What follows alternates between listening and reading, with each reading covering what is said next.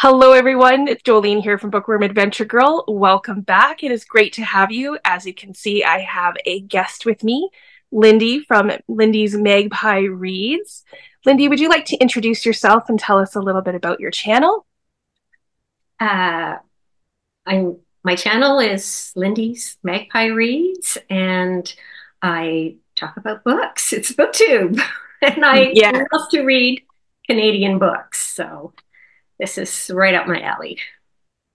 it is. And I'm very excited because we have a very special project that we are finally revealing to everyone. And it is the best can-lit books of the 21st century voted on by you. So I'm very excited. And when I thought about doing this project, I thought, Lindy is the person to get to do this with me. And she said yes when I asked her. So I am so grateful. So it's great to have you with me, Lindy. And I'm really looking forward to going through this list with you. Well, thank you for doing all the hard work with the spreadsheet, and thank you to all you people who contributed, submitted your best titles. Yeah, it's definitely a group project. Absolutely. Yeah, we couldn't do it without everybody else. So we had, or actually, maybe we will talk about, do you want to talk about where this idea came from and how we kind of started and where we got the idea? Yeah, so you probably heard about the New York Times best books of the 21st century list.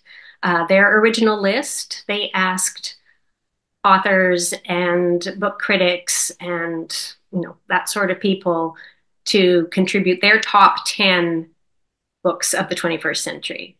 And then right after that, there was a Reader's Choice Top 100 done in a similar sort of way. And in those combined lists, I couldn't help but notice there were only five Canadian books, which, it was an American list. So, that's their thing. But I thought, wouldn't it be great to have a Canadian list?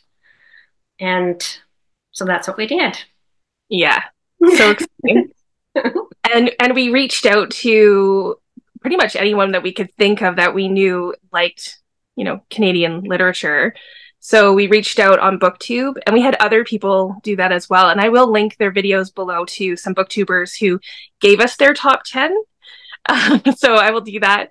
But we reached out to people that we know love Canadian literature. So anywhere from like authors to booktubers, Instagrammers, people we know in real life in our, families and friend network. And we had a lot of responses back. We received over 65 responses, and our list is over 350 books altogether. We're not sharing all 350 because that would take forever.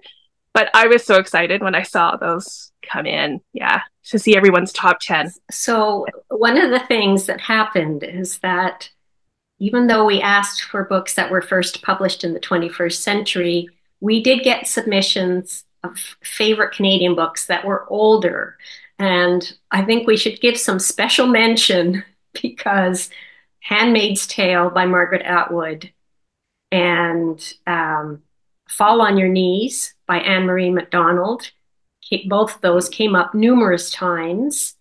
Also, A Fine Balance by Rohinton Mistry, and The Colony of Unrequited Dreams by Wayne Johnston, uh, Fugitive Pieces by Anne Michaels. Now, I did notice that Anne Michaels had more recent titles submitted, three different titles, but there weren't enough votes for any of those titles for any of her books to make our final list. And that happened with other popular Canadian authors as well. So at some point in the future, I hope that we can do something with those authors that lots of people love and they nominated their books, but they didn't end up making our top 67.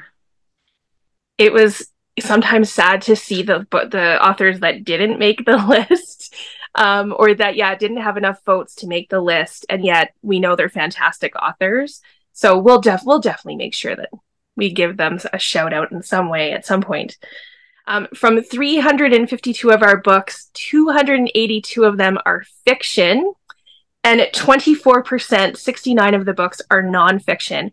And I was pretty excited that we had such a high percentage of nonfiction. Another thing that I noticed was that we had a dozen graphic novels that were submitted, although only one had enough votes to make it into our final list.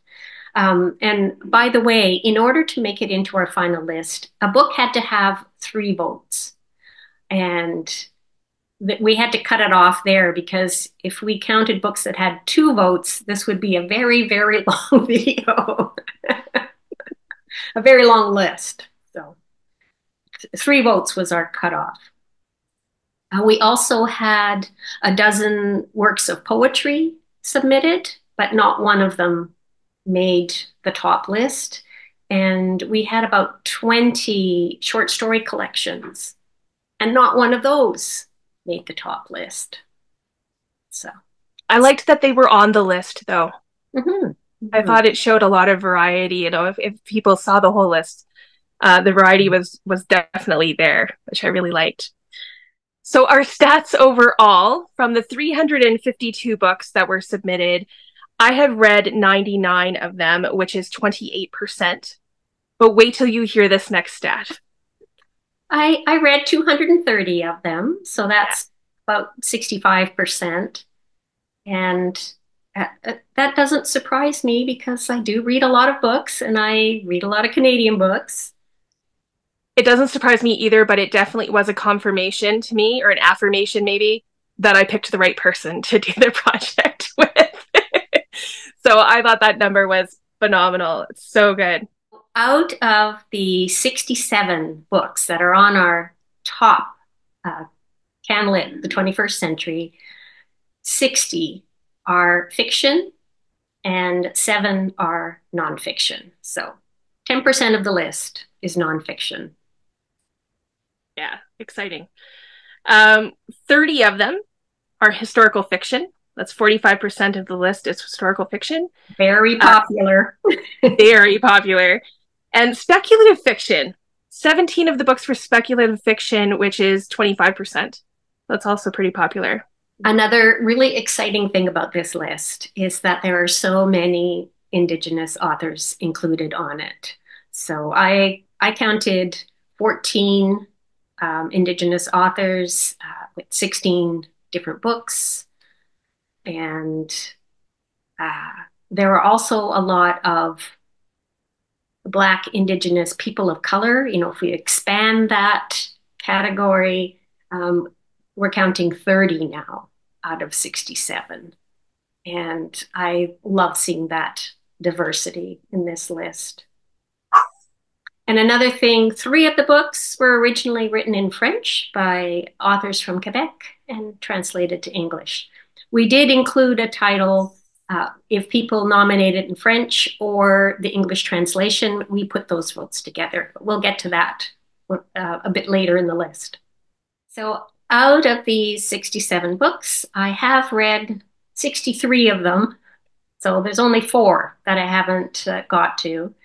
And I'm a bit sad that out of my top 10 list, only 6 made the list. So 4 of my favorites did not get on here, but I like things that are a little weirder and more off the beaten path. So I'll explain it that way, I guess.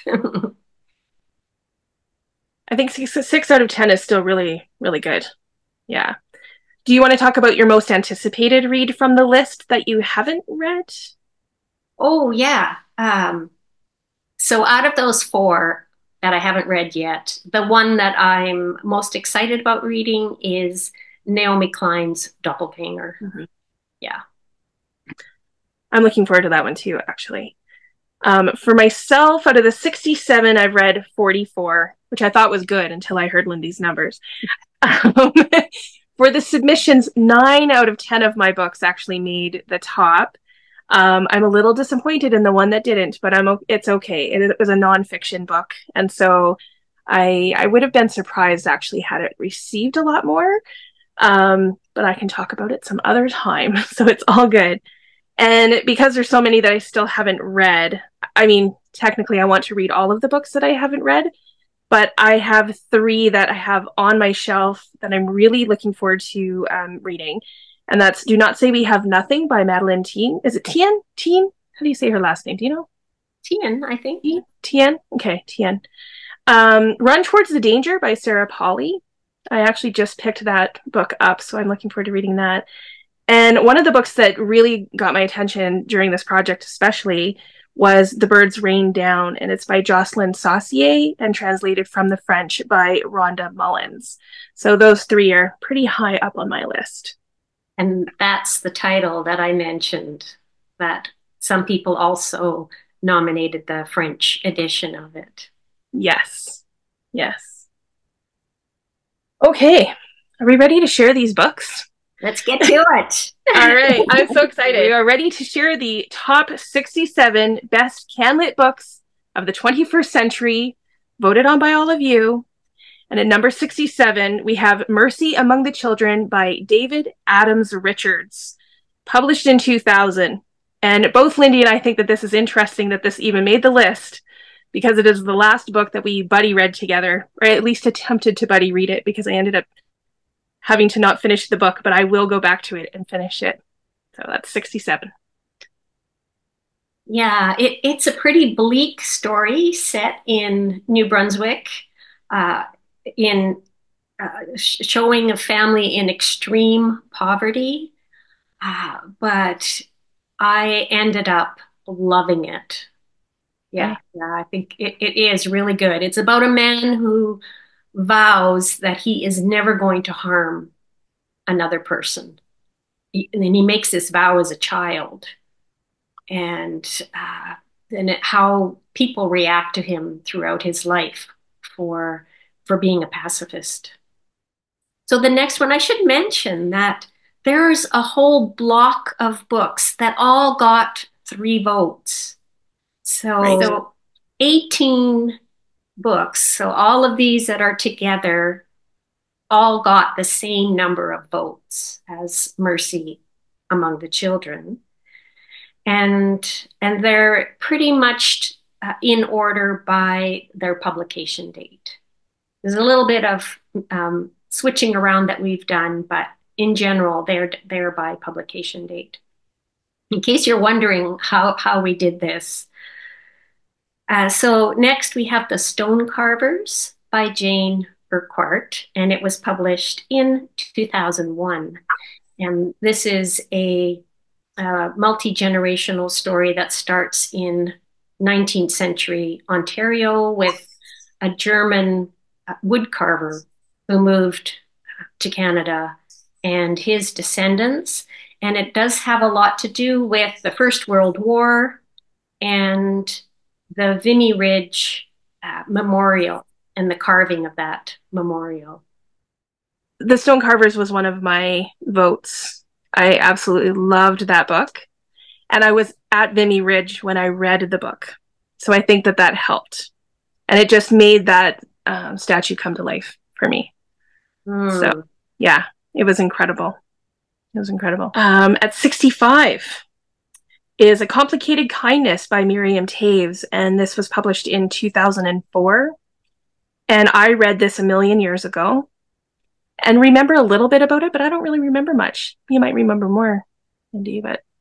It's a coming-of-age story of a Mennonite girl, and it does mirror Miriam Taves, the author's experience. Oh, okay. And there are more books by Miriam Taves yet to come on this list. So. At number 64, we have 3-Day Road by Joseph Boyden. Another story that's set in World War I. Number 63 is Still Life by Louise Penny, also published in 2005. And this is the beginning of her I think she has like 20 some books in a series, and I can't think of the name of the detective now.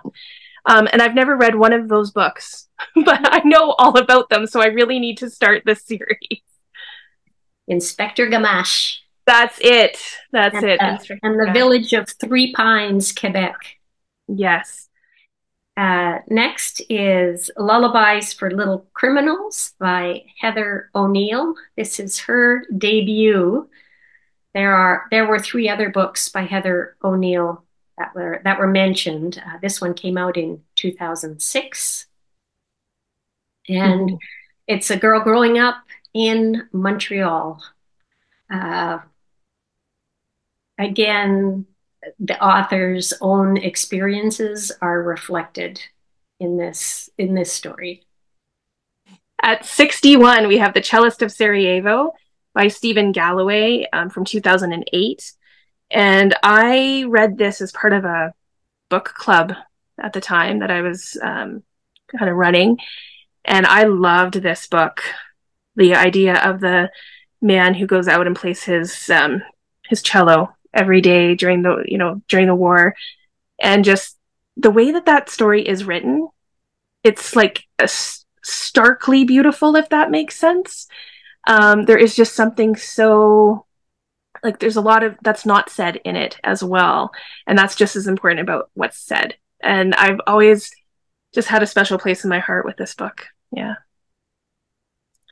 Ah, yeah, I didn't find out until after I'd read it that the man that Stephen Galloway based the story on, because it's based on a true story, was really upset about him writing this and not.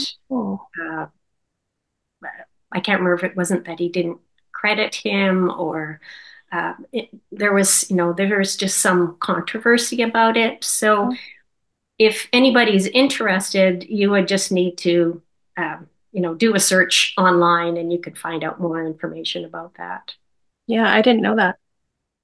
At number 60, there's Celia's Song by Lee Miracle, and that was published in 2014. Um, this is actually not my favorite of hers. I really liked Raven's Song, Okay. but Celia's Song has got some uh, fantastical elements in it that are related to Indigenous mythology. Oh, I'm trying to remember. Lee Miracle is, I think, Stolo. Is that I right? think so too. I think so. I think she's Yeah. a member of the Stolo people. Yeah. Yeah. I so this book, just to give some background to how the list came together, this book just made it onto the list at the last second. Wabgishe Grace, who is an author, voted for this book, and it was enough to give it that third vote to put it into the final list. And I was really glad. I haven't read this one by Lee Miracle. I've read other books by her, and I was really glad that she made the Yeah. list. She's got a number of books, including some that predate the 21st century. Yes, yes, many. Okay, number 59. This is another one that, Lindy, you might want to talk about, but because I haven't read it yet. I actually have it sitting right here because it's coming up for me. Suzanne by Aeneas Barbeau-Lavalette.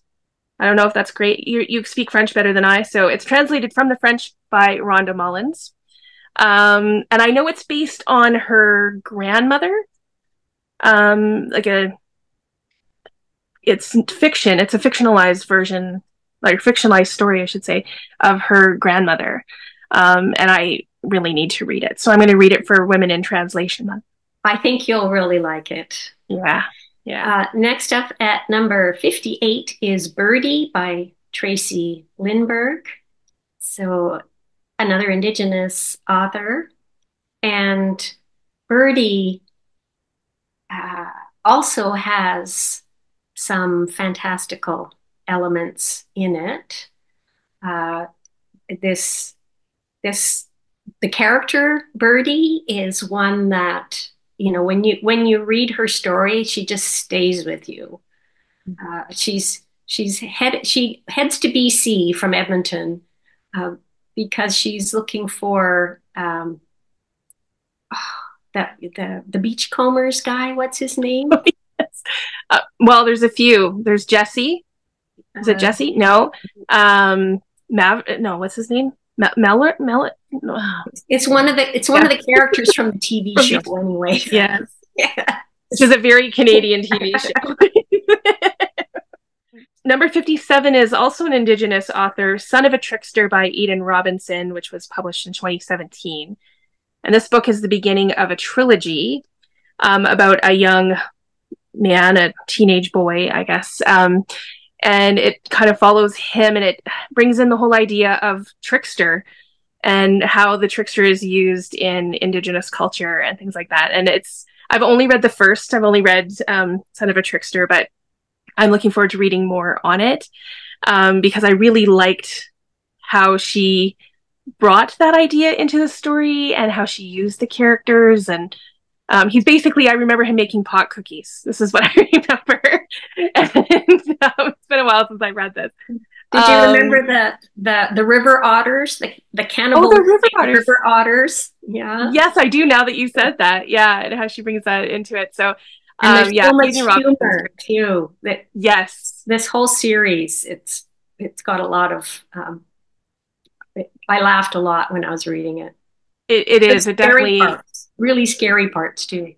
I was just going to say that it's one of those times where, like, I really like when authors are able to do that. It's a pretty serious topic. There's serious things discussed and covered, but it can make you laugh as well, and it has both, and I do like that. At number 56, there's Ridge Runner by Jill Adamson. Now, is it Gil or Jill?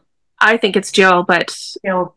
Yeah. Jill Adamson. Okay, that was published in 2020, and it is a companion book to Outlander.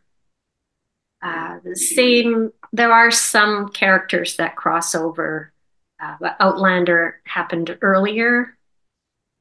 You could read Ridge Runner on its own, though. It's set in Banff in the early 20th century. Number 55, we have Butter, Honey, Pig Bread, which I always think is a fantastic title. It's by Francesca Equiasi, and it was published in 2020 as well. This is about two twin sisters. It's set in Nigeria.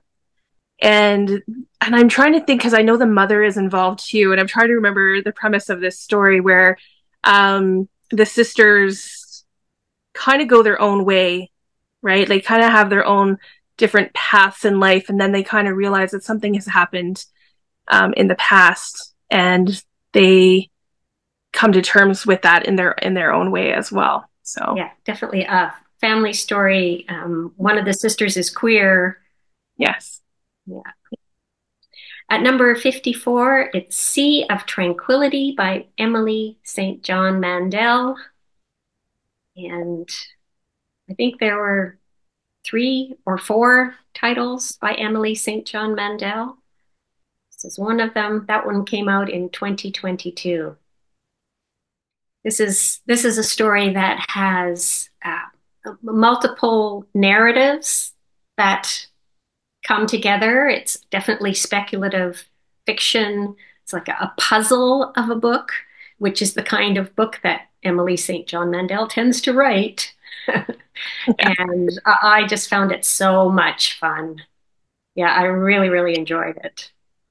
Number 53 is Study for Obedience by Sarah Bernstein, published in 2023.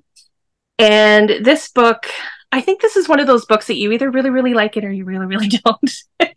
I lean a little bit more to the I like it. I think I need to reread it. After I read it, I thought, I think I'll get more out of this when I reread it. It's in my opinion, there wasn't a whole lot of plot to it. It was very much about the main character's inner journey, and how she's treated in this community where she goes to stay with her brother, if I remember correctly. And yeah, I read it. I was like, okay, this is okay. But I think if I were to read it again, I would get more of the nuances that were there and understand it a little bit more. Yeah. Yeah, this one hit me the right way. Yeah. I was quite delighted by it. And it was an award winner. So if you like literary fiction that's a little bit out there, yeah, certainly give this one a try if you haven't already. So this next one, number 51, is Doppelganger, A Trip into the Mirror World by Naomi Klein, published in 2023. So I have not read this yet, but I do plan to. And it's Klein is writing about how, for some reason, she's often been mistaken for another author whose first name is Naomi Wolf, Oh, which I mean, I don't know if they look the same or anything, but just because they happen to have the same first name and they both write nonfiction. number 51 is another one of my most anticipated books, if I were to have picked another one. It's A History of Burning by Giannica Oza, also published in 2023. I really want to read this. I really don't know what it's about, and I kind of want to go into it as blind as possible. Well, Go ahead. Say what you want to say, Lindy. Jolene. It's a Jolene book. Is it? Yes. Yeah, I Yeah. have a feeling that you're right, just from the Family, little bit. family generations, and it starts out in Uganda. Okay. Well, actually, it starts out in India, and then British East Africa, and then Uganda, and then Canada. Okay. Yeah, it's high on my wish list because I don't have this one yet to At read. number So 50, I have The Adversary by Michael Crummy. And this is Crummy's most recent novel. It was published in 2023. It's historical fiction that is a pairing with an earlier book of his that's also on the list. So I want to talk about his three other books that made the list, all in the next category up with 4 votes each. And those books are The Innocents, Sweetland, and Galore. So all of these books are historical fiction, all set in Newfoundland. So we have The Adversary and The Innocents, both happening at the very same time. The oh, Innocents is about a brother and sister whose parents and baby sibling die, and so they're left alone as young teens in a remote fishing outpost, where there's a ship that comes twice a year to bring supplies and buy the fish that they've collected. And then, kind of over around the point, there's a little village, and that's where the adversary takes place. okay. Yeah. And Sweetland is in the more recent past, where there's an island off the coast of Newfoundland where the government is not going to be supplying services there anymore. So they pay people to leave that island, except there's one person who doesn't want to leave. That Uh, sounds really good. yeah. And in Galore, there's a guy who washes up, stranger comes to town kind of story. But all of Michael Crummy's works are so rich with um, Newfoundland dialect and sort of antique kind of words. He's also a poet. He's published about 7 books of poetry. And I know there was at least one other book of his that didn't make it to our top 67, but he's definitely a beloved author here in Canada. I think it was a book of poetry actually that didn't make it. I think one of them was, yeah. I'm glad you talked about that because I read my first Michael Crummy book this year and it was The Innocents and I loved it. And I cannot wait to read more from him. So now you've made me want to read even more. So that brings us to number 46. And we're still on the books that received 4 votes. And this is another author that has already been on the list. And this is Eden Robinson's Monkey Beach. And this was published in 2000. And I believe this was her debut novel. Yes, it was. And this Yeah. was on my list of top 10. Oh, yay! I've read it 3 times. Wow, I have yet to read it. So it's one of my anticipated books. So. Next is Unless by Carol Shields. That was published in 2002. This one is set in near contemporary times. A woman whose daughter has decided to leave university and live on the streets. And uh, it's breaking her heart. It's a story about mental health and how the world affects us these days. Next up on is number 44, and it's Rue, and this is by Kim Twee. It's translated from the French by Sheila Fishman. This was published in 2009. And this book, it's a quick read. It's a short little book. I always say that Kim Twee has the most beautiful writing. It's very, I don't need, poetic isn't even the right word. It's this beautiful way of, and obviously it says something about the translator as well, to be able to bring that kind of feeling into a translated work. But the writing is unlike anything else that I've ever read. And Rue is about a young girl from Vietnam who immigrates to Canada. I believe it's kind of, it's fiction, but it's autobiographical to some of her experiences as well, and how their family, makes their way in Canada. So it's so beautifully written.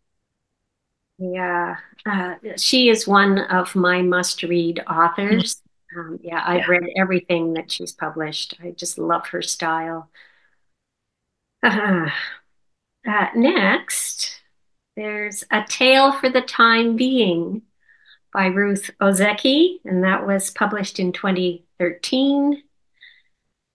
This is a dual timeline kind of story with a woman named Ruth who lives on Vancouver Island, and a metal lunchbox carefully wrapped up is washed up as part of a tsunami, and inside there's a journal of a schoolgirl. So that's the other story of a girl named Now who's living in Japan and being bullied there. Number 42 is Small Game Hunting at the Local Coward Gun Shop. Local Coward Gun Shop. And this is by Megan Gale Coles. It's published in 2019. And this book is an intense book. It's an intense read. It takes place in Newfoundland as well, if I'm not mistaken. Mm-hmm. Yeah, and it takes place over like a 24-hour period. It's like one day when there's a snowstorm and everyone gathers at this restaurant, and you start to find out who these people really are and how certain people have been treated and what is going on within the community, what is being allowed to happen within the community. And it's one of those books that I always say there is not one word that is kind of out of place. Every word in it is there for a purpose. It's quite a story. This is one that I have not read. Well, I started reading it and I could tell that it was too intense for me at that time. And then I never did go back to it. Okay. Sounds like I should. It is intense. If you can handle the intensity, because I think it is a lot. I do think that you would end up enjoying it at the end. But it is intense, and the whole book is intense like that. So you have to be prepared to be in that intensity for a while. Okay. Next is The Pull of the Stars by Emma Donoghue, and that came out in 2020. And the timing that it came out at the time of the COVID-19 pandemic was entirely coincidental. The Pull of the Stars is about the great flu epidemic of 1919, 1920 during the First World War, and it's set in Dublin in a makeshift maternity ward within a hospital. The maternity ward is especially for mothers who have the flu, and it's pretty intense. It is. That's a good one. That's another one that it only spans like 3 days. It doesn't take long to get through that story, but it's intense in those 3 days. So lots of obstetrics in it. Yes, that's right. Number 40 is When We Lost Our Heads by Heather O'Neill. So we've seen her on this list before, and this was also published in 2022. I have yet to read Heather O'Neill. Don't tell her. But I think I own four of her books, this being one of them. So I will get to it. This one is it's both a historical but also playfully anachronistic and magic realism. Yeah, all of her books are quite playful, really. Yeah, I look forward to reading her. Next, so I've got number 39 for this. Is that right? Yeah. Yeah. Birnam Wood by Eleanor Catton, which came out in 2023. Ah, eco thriller, if you can. It's a pretty slow pace for a thriller. So if you're like me and you're not really fond of thrillers, then you you can pick up this one pretty safely. Things don't pick up to a really fast speed till you're really close to the end. It's really about a whole bunch of different characters involved in um, planting vegetables in wasteland in order to make use of land for growing food for people. Okay. But they kind of come head to head with this multimillionaire kind of guy who happens to have a lot of land. Yeah, and things happen. Things happen. Number 38 and 37 are by the same author. And these are now, sorry, this next category is books that have 5 votes. So the first two, 38 and 37, are by Margaret Atwood and Oryx and Crake, which is the first book of a trilogy that she did, sci-fi dystopia type thing. As it creates a new world, and for someone who doesn't read a lot of sci-fi and doesn't always get along with those kind of books, I really liked Oryx and Crake. It was published in 2003, and then The Testaments, which is the duology, I guess, the second book after The Handmaid's Tale, which was published in 1985. So in 2019, she published The Testaments, and it is, and I really liked it. This is another one where I think some people go, nope, this should never have been written. And then other people like myself, who I really like how she took the story that we know so well and showed it to us from a different perspective. And I was not expecting that. So I really enjoyed it. So yeah, so Oryx and Crake and The Testaments. Yeah, two very different kinds of books. But And I think Margaret Atwood was the author who had the most uh, different titles nominated. I think there I were a think total of six. yes. Number 36, we have Half-Blood Blues by Essie Edugen. And this one is, I guess it's a dual timeline. It's set in Germany, where a musician that nobody had heard from gets tracked down. And it's the Second World War, and uh, yeah, a black musician in Germany and what happened to him. Yes. And Yeah. well, excellent story. Really, really good. I think so too. I really enjoyed that one. Essie Edugen is a Black Canadian author from Calgary, Yes. Yeah. which is Jolene's hometown now. Yeah. It is. And that she now lives in BC, so she's close to Is you. she? Yeah. Hmm. Yeah. At number 35 is The Orenda by Joseph Boyden, published in 2013. This is the third book. I think it was a trilogy. Yes? The 3 books? No?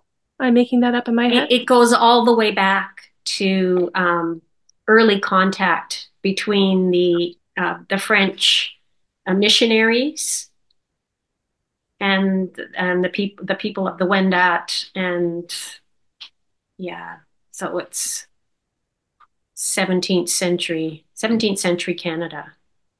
Okay. Now we are into books that got 6 votes each. starting with Crow Lake by Mary Lawson that came out in 2002. And this is a story about siblings who grew up in Northern Ontario. And unhappy things happened in their family, but it's a story about them reuniting. It's one of my favorites. I love that book. Hmm. Number 33 is The Birth House by Amy McKay, and it was published in 2006. And this takes place in the East Coast in Nova Scotia. And it's about, well, it's about a birth house. I know that sounds silly. It seems kind of obvious.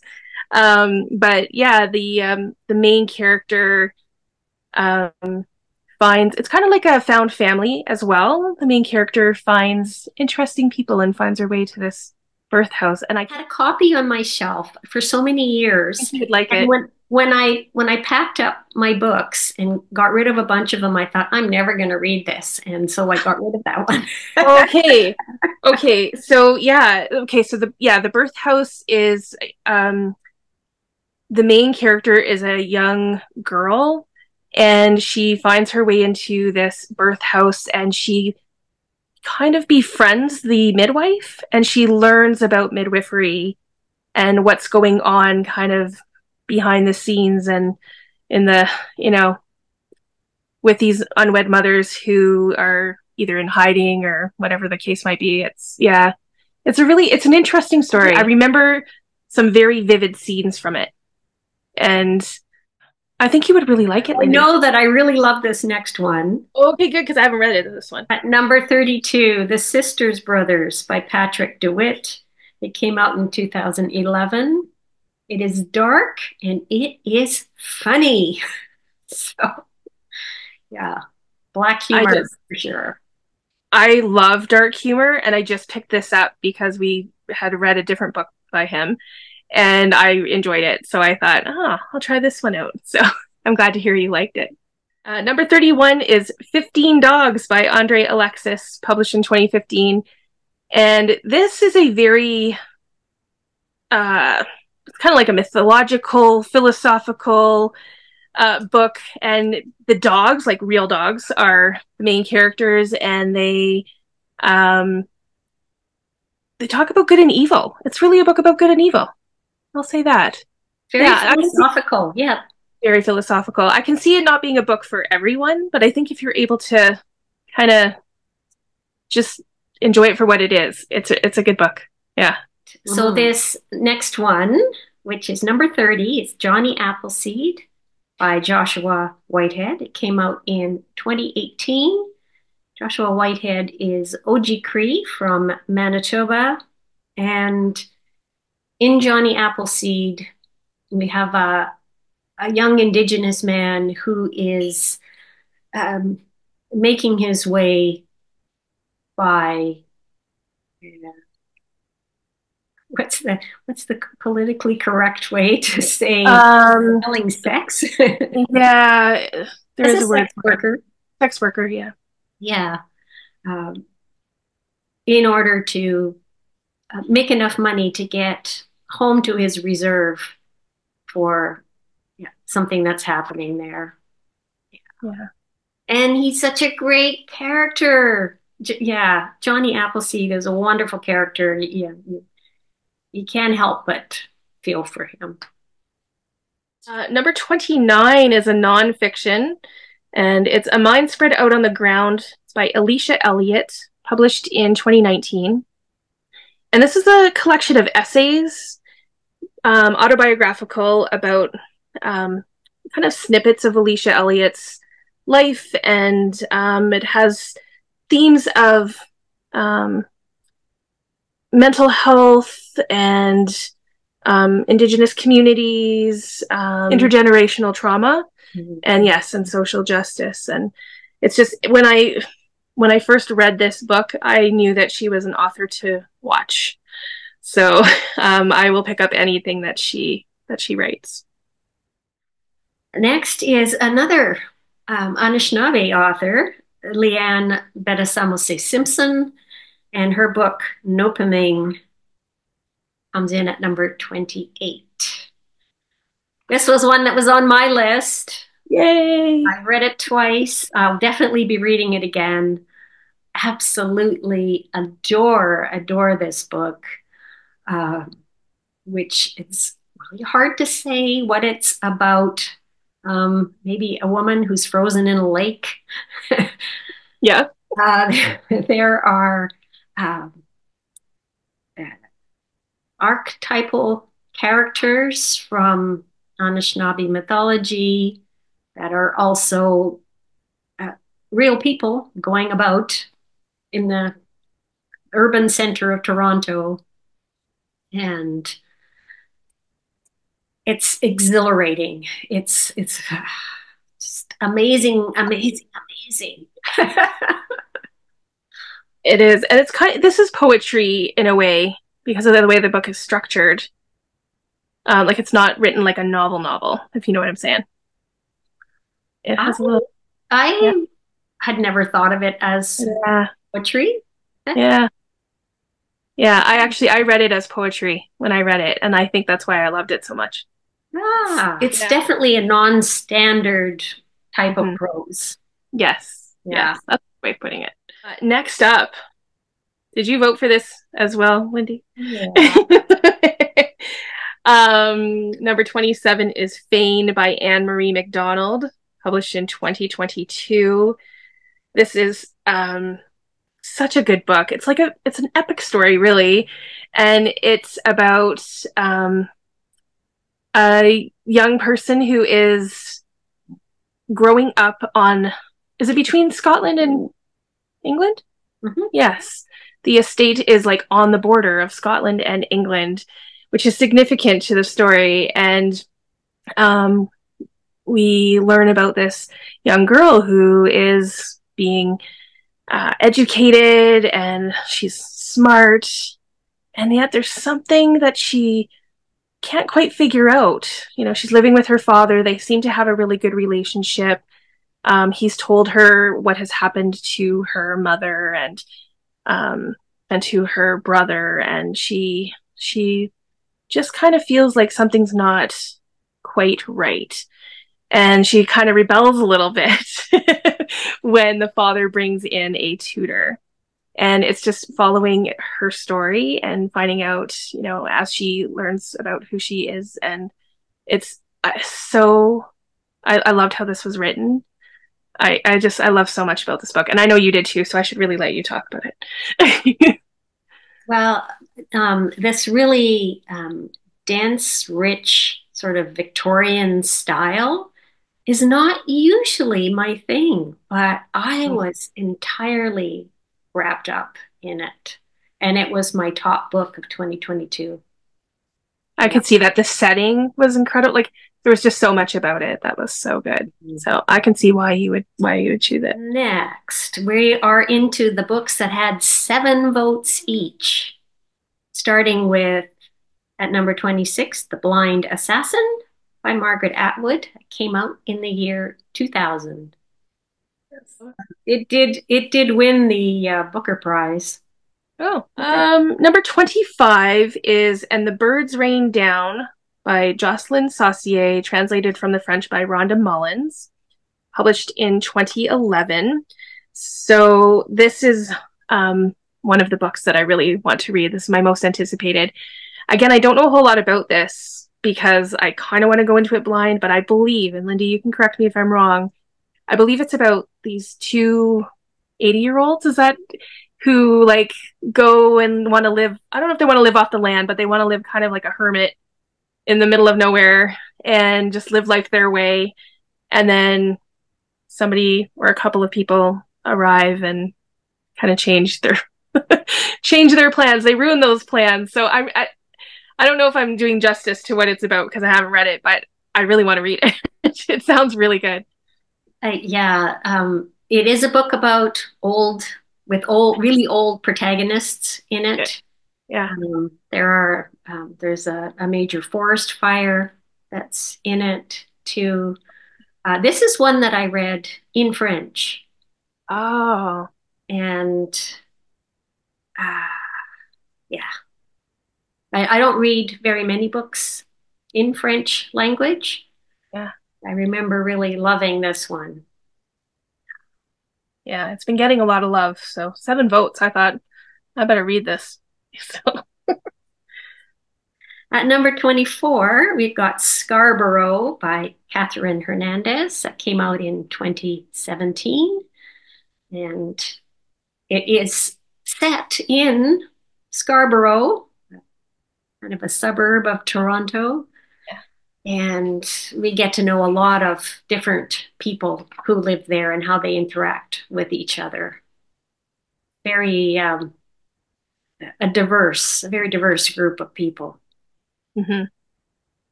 Yeah, And it's I like that this one. sense of community and uh, people looking out for each other.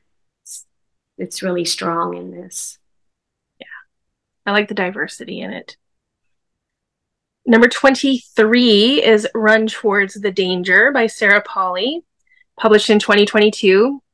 So, as I said, this is one of my most anticipated books and that I just picked up. So, I'll be reading it soon. I don't know a whole lot about it. I know that it's, I think, written in essay format as well. Lindy, you've read this, right? Have you? Mm-hmm, mm-hmm. Is this one of your? It twice. And each essay is so powerful.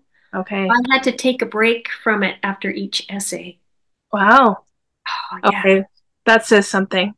I think everyone knows, but in case people don't know, Sarah Polley is an actress, director, like does a lot of in film. Um, so yeah, I'm really looking forward to reading it. And next at number 22, we have a book that got 8 votes, and that is Room by Emma Donoghue that came out in 2010.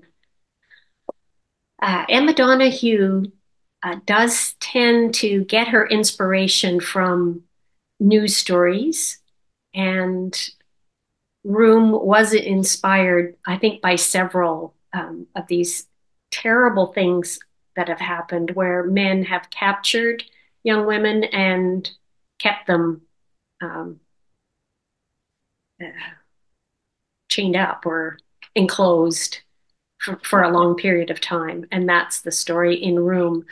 But we do get to see the story from a child's point of view. Yeah, I think that part's done brilliantly. I Mm-hmm. thought she did that really well. Number 21 is The Sleeping Car Porter. And this is by another Calgarian, so that makes me happy, Suzette Mayer. And this was published in 2022. And this is about, well, really, I think it's about some of Canada's history that isn't talked about a whole lot. And that is these sleeping car porters. They would hire Black people to be the porters and how they were treated. And in the main character in this particular story, um, not only is he Black, but he's also queer, and he's having to hide that. And it's it just has a lot of layers to it, and it's basically the journey across. Well, I think where does it start from? From Montreal, Montreal. Mm-hmm. Montreal, Montreal, and they come this way through Banff, which was kind of neat because I was like, oh, I know all of these places. So it kind of goes along that journey, and yeah, how he is treated and how he has to, hide who he is and what life was like for him. And not getting any sleep Yes. because he has to work through the night too. Yeah. Yeah. And So you expected can to do. imagine after several days, you're starting to see things. Yeah. I think my thing was like expected to do everything so perfectly and could be fired for doing just a, minuscule mistake. And yeah, the expectations were outrageous. So We are into the books that got 9 votes now. And I'm going to talk about 2 of them because they are both by Richard Wagamese at 19 and 20. We have Medicine Walk and Indian Horse. Now, Richard Wagamese had 5 titles nominated. These, I think, were the only 2 that made it to our top 67. But I have also read quite a few of his books, but not Medicine Walk. Oh, That's one that I have not read. Indian Horse is about uh, growing up in a residential school and how that affected him the rest of his life. I voted for Indian Horse. It's one of my favorite. Richard Wagamese is one of my favorites. And Medicine Walk is about a young young man who reconnects with his father, and his father is dying, and they go on the walk to bring his father to where he will find his resting place. Mm. And it's a very powerful book as well. Yeah, both are. Yeah. So number 18 is Brother by David Cheriandy. This is another one of those, those small books that make an impact. This is one of those. Oh, I don't even know what to say about this book because I don't want to give anything away. It's about brothers. Music. It's about having hopes and dreams and having the cards stacked against you. When you're a brown skinned person in Canada, David Cheriandry has Trinidadian ancestry, and so do his characters in this novel. Yeah, it's a beautiful book. Okay, we are on to books that got 10 votes. At number 17, Life of Pi by Jan Martel, which came out in 2001. And this is one of the books that also made it onto the New York Times Reader's Choice Top 100 books. So Life of Pi is a fantastical tale about a boy whose parents had a zoo, and he ends up in a boat in the ocean with a tiger. I think that's all you need to know about this book. That's pretty good. I love this book. I love this story. Number 16. I have all of my most anticipated books. So Do Not Say We Have Nothing by Madeleine Tien. I have not read. It was published in 2016, but I think this is maybe my most anticipated because every time I talk to someone about this book or someone shares about this book, they gush about this book. And I think, why haven't I read that yet? It's sitting on my shelf. Why haven't I read it? And so I will get to it this year. So, and I think, is this one that you voted for, Lindy? Yes. So it has your vote. This was in my top 10. It's great. Yeah. At number 15, we have Seven Fallen Feathers by Tanya Talaga. This is nonfiction. It's a heartbreaking story about teenage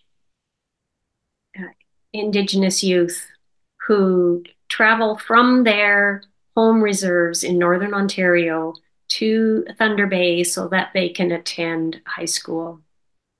And over the course of about 10 years, I think 7 of these individuals died under mysterious circumstances. And initially, their deaths weren't very thoroughly investigated. And so Tanya Talaga is a journalist who's was asking questions. The next book is also a nonfiction book and a powerful book, in my opinion. And it is at number 14, From the Ashes by Jesse Thistle. And this was published in 2019. This is the story about Jesse, who is Métis, and he has been homeless, and he has had addictions, and just how he turned his life around and how he came out of that, even though, again, that things were stacked against him. The system is not always helpful in some ways. And the way the story is told is so heart-wrenching, but also like endearing, that you can't help but root for Jesse. And yeah, it's I think it's one of the best memoirs that has come out in the last number of years, and it's certainly made a huge splash in Canadian literature. So yeah, yeah. He's a great writer, and it's amazing that he's still alive. Mm-hmm. Some of the things that happened to him. And doing so well, right? Like, I love that he's doing so well and that he's successful and continues to, yeah, do well. So,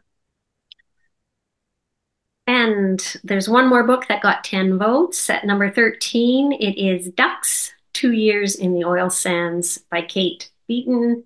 Came out in 2022. And this is a memoir in graphic format. Kate Beaton is a cartoonist, also had one of her collections of cartoons nominated, but did not make our top 67. So she's writing about going to work in Fort McMurray in order to make money to pay off her student loans. And her depiction of what life is like there in the oil sands, where the majority of the workers are men, far away from their families, in harsh conditions. The weather's very cold, lots of darkness. The job itself is dangerous, and so it's lots of mental health problems there.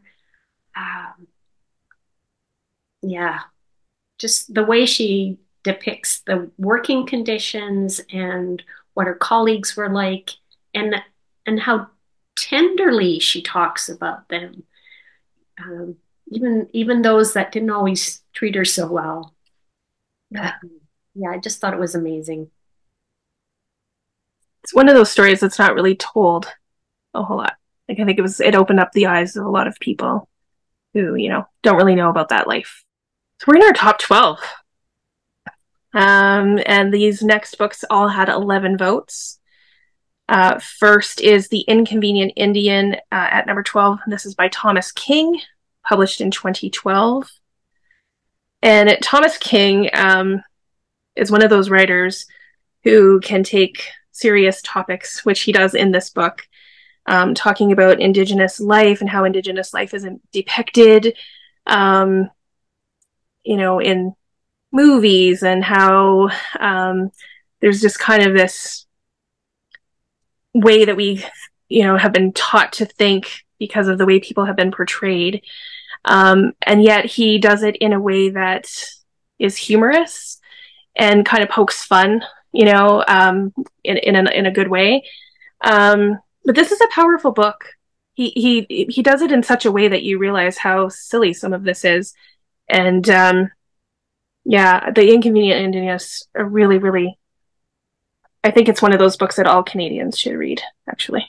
Yeah. I agree. And the next book is also by an Indigenous author, Cherie Demoline. It is The Marrow Thieves.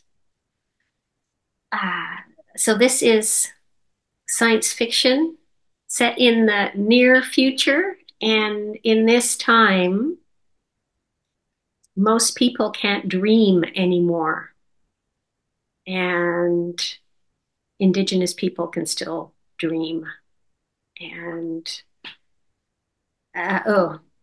nefarious things are happening. Ooh, spooky stuff. It's true. It's a good adventure. It's an adventure story. Yes. Number 10, we have Washington Black by Essie Adujan, published in 2018. And Wash is the main character. And he has grown up so far on a plantation. And he gets kind of chosen, I will say, to by one of the owners, the owner's son, I think, to go and because he's good at drawing.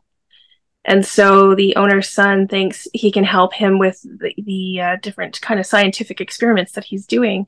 And so he takes him under his wing, and he lives a very different life than he would have if he had stayed on the plantation and had been a slave. And you can't help but just love Washington Black. He's such a wonderful character, and it's a bit of an adventure story too. You know, they travel around. Um, it's also heartbreaking, um, and yeah, Washington Black's a good one. I enjoy that one. At number 9, we have What Strange Paradise by Omar El Akkad, which it's set in an unnamed country where uh, economic migrants and refugees are washing up. So it's some place, like it could be one of the islands of Greece, for example. And we follow what happens to one boy who washes up there on the shore, the sole survivor from his ship. And yeah, as you can imagine, it's quite the tale. Number 8 is Women Talking by Miriam Toews, published in 2018. And Miriam Toews, again, one of the ones I haven't read. So I do have this one, and I have a feeling now. I think you've probably read it, Lindy, so you can probably say, but I think this is going to be an intense read, talking about intense reads. Um, and yeah, maybe I'll have you describe it because you'll know more than I. I'm just guessing what I have to say about it. So, Well, it is based on a true story, although this is fictionalized. But a Mennonite colony in Bolivia.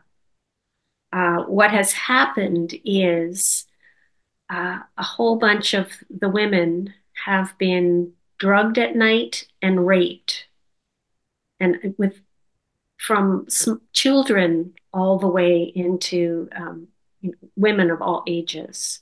mm-hmm. And some of the perpetrators have been caught and were arrested by authorities. And so the men of the colony have gone to bail them out. And so this story is about the women deciding what are they going to do when these men come back? What are they going to do? And so it's all conversation. And none of them are literate. They were never taught to read and write. So that's one of the uh, one of the major stumbling points for them to figure out, like, why they can't leave, or maybe they can't leave. I'll have to be in the right space when I read that. It's Yeah, very well done, very yeah, well done. Yeah, I've heard good. done with so much heart uh, and showing the faith of these women, the faith in God, and how that affects their day to day life. So we're now in the final 7, and all of these stand alone. They aren't paired with any others. They each got enough votes to take their stand. So at number 7, we have All My Puny Sorrows, also by Miriam Toews.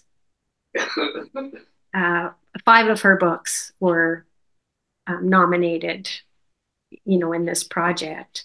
And All My Puny Sorrows is my number 1 favorite. This is in my top 10. Uh, it's it's the very typical Miriam Toews, as opposed to Women Talking. That one is an atypical book of hers because more typically she has humor combined with the very serious topics.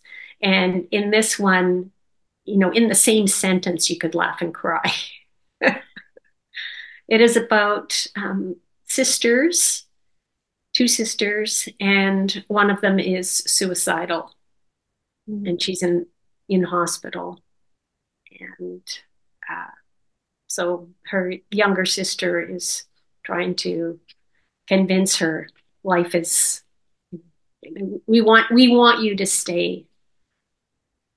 So So number 6, I would say that these top 6, or maybe the next 5, were the ones that moved around. They would switch places. Sometimes, as we would receive submissions, it might be number 2, then it'd be number 3, then it'd be number 2 again, then they'd be number 4. Then they kept switching around these next ones. So it's interesting where they ended. But at number 6, number 6 is Moon of the Crusted Snow by Wabgashig Rice. And this was published in 2018. And again, I think that the timing, this came out, 2 years before the pandemic, and I think it was doing okay, but then the pandemic happened, and everybody was reading this book. And this is one of the few books, again, that I reread this year, because the next book had come out, Moon of the Turning Leaves. And so this is a story based on a northern community where when electricity fails, something happens, and they're so isolated they don't really know what. This community figures out how are they going to survive and how are they going to live off the land. And they have some unexpected guests. And it is so well done. And I think that, I've said this often, that Wab is one of the authors we need to be paying attention to. And with Moon of the Turning Leaves, again, I just loved it. So I'm happy to see this so high. And at number 5, The Break by Katharina Vermette, which came out in 2016. So another Indigenous author. Katharina Vermette is Métis from Winnipeg, which is where The Break is set. Mm-hmm. A woman sees a crime being committed, but her window is quite high up, so she can sort of see, but not exactly. And it's the aftermath then of this incident. Yes. Another powerful read. At number 4, with 24 votes, was Greenwood by Michael Christie, published in 2019. I love this book. So what's it called? The withering has happened, where trees don't exist everywhere anymore. And we learn about the Greenwood family. And the way that the story is structured is through tree rings. And it goes back in time and then forward in time. Well, actually into the near future, 2030s, I think it is. And it's told in such a beautiful way. Everett, one of the main characters, is one of my favorite characters that I have read in a long time.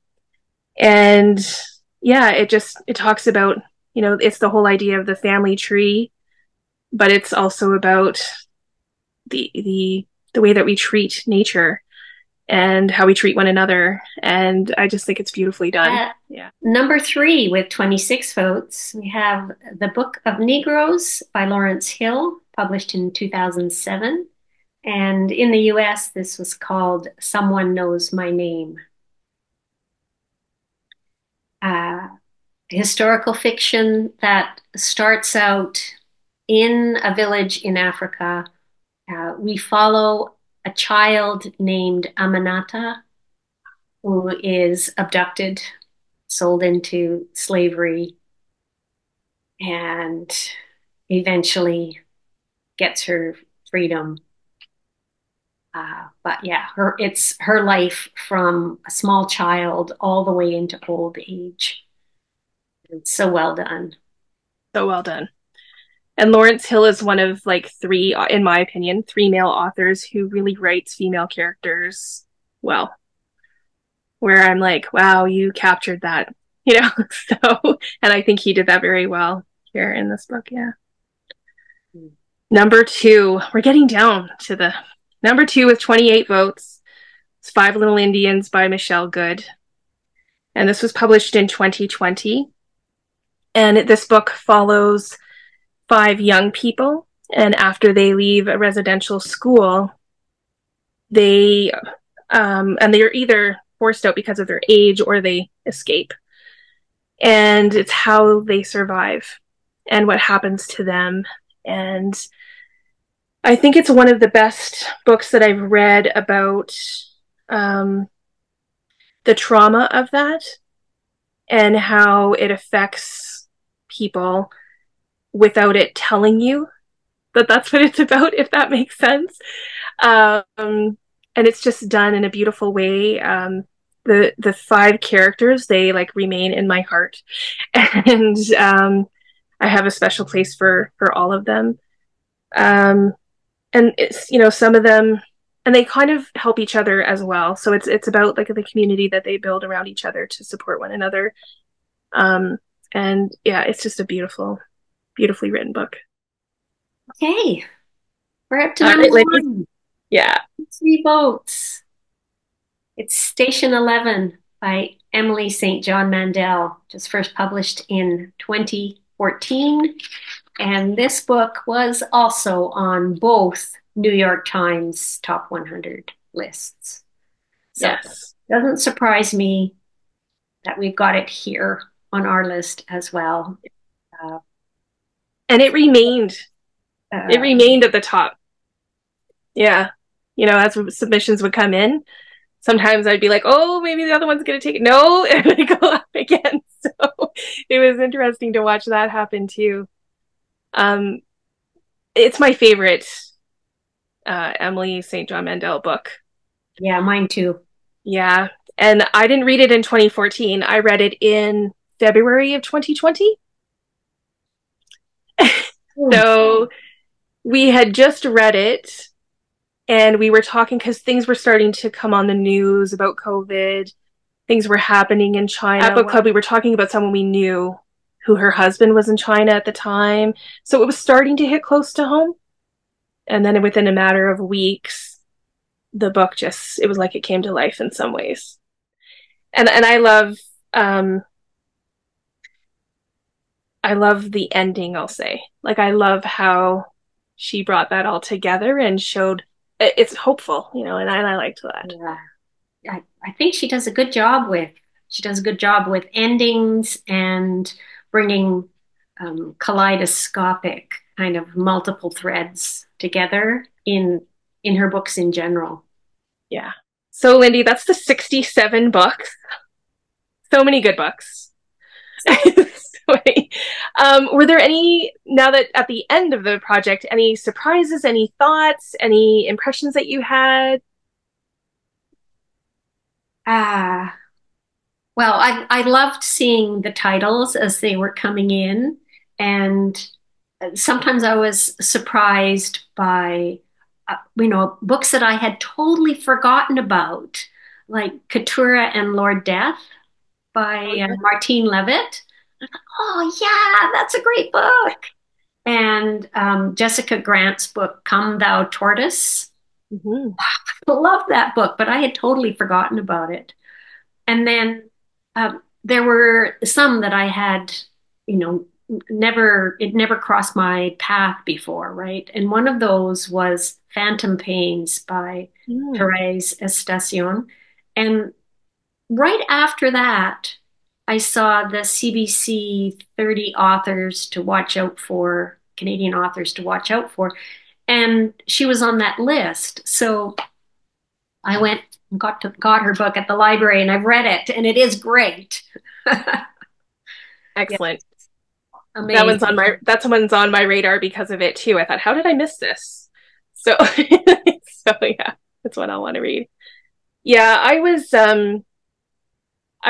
thrilled that the number of Indigenous authors on the list was what it was. I think had we done this project 10 years ago, maybe even 5 years ago, I think it would have looked very different. And I'm so glad that for the most part, people are embracing the Indigenous literature, and how lucky are we? There's so many Indigenous people writing right now. The talent out there is incredible. And I am just thrilled to see so many Indigenous authors on the list. And yes, like you, it really opened my eyes to so many authors that I had either not heard of or that it was a reminder, like, oh yeah, I remember these books. And there's so many good books, like I said, that even had one vote. And I was like, oh, that's one of my favorites too. And that's one of my favorites too. It was hard to come up with just 10, which is what a lot of people said to me, as they were putting their submissions in. It was like, it was hard to just do 10. but, but it was a fun project. I'm so glad that we did it together. And Yeah, yeah. me So I too. think going forward that we'll share maybe some more information from the list because there is so much information to share. If people are interested in anything, please let us know in the comments. If you want to see the whole 352 books that were on the list, or if you're interested in a certain category of books, like certain genre or certain type of book, let us know because we can do videos on that. But I'm sure you'll hear more from us. At least that's my hope. Yeah, and thank you again, as Lindy said at the beginning. Thank you to everyone who participated, who sent in your votes, who took the time to think about it, and it was so great to see how many people were just as excited as we were about putting this list together. Thank you so much, Lindy, for being part of this project and doing this with me, and I look forward to collaborating with you a little bit more as we go forward with this. That was my great pleasure, Jolene. I really enjoyed working on this too. Yeah. Thank you. And to everyone else, thanks for watching. I hope you enjoy the rest of your day, and don't forget to make every day an adventure. Bye.